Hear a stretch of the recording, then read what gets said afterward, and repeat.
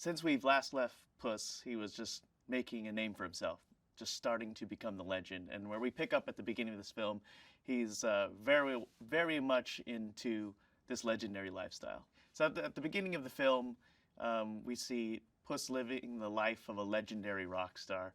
But very shortly afterwards, he loses a life in one of his adventures, and only to realize that it's the last of his 9, or he's now on the last of his 9 lives. So that kicks off the adventure of him trying to find this legendary wishing star so he could get his lives back.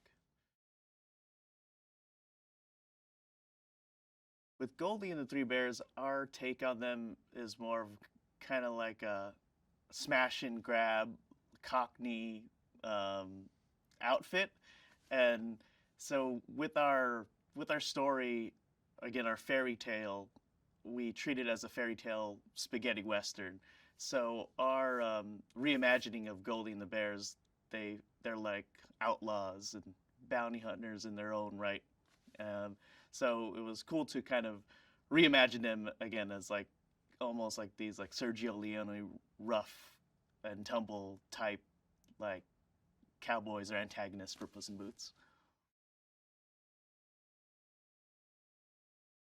Oh man, he's like kind of a direct line into the original tone of the Shrek universe. Like this character is constantly like a living reference for all those like fairy tale gags because he played magnificently by John Mulaney.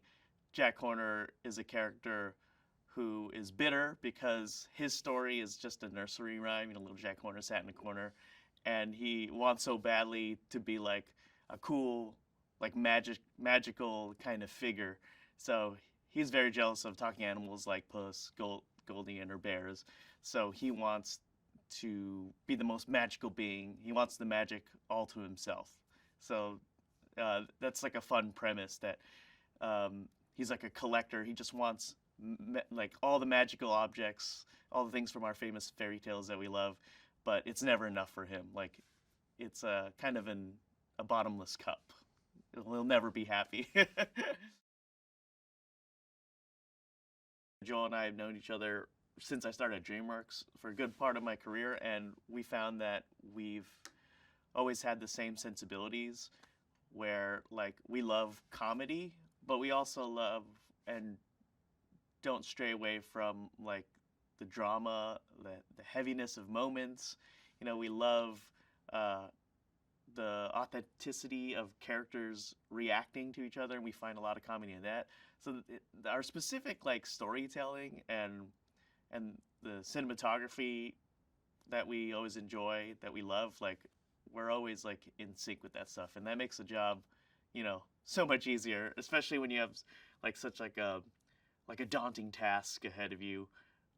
It helps to be surrounded by talented people you love and trust, and Joel is the embodiment of that, or the epitome of that.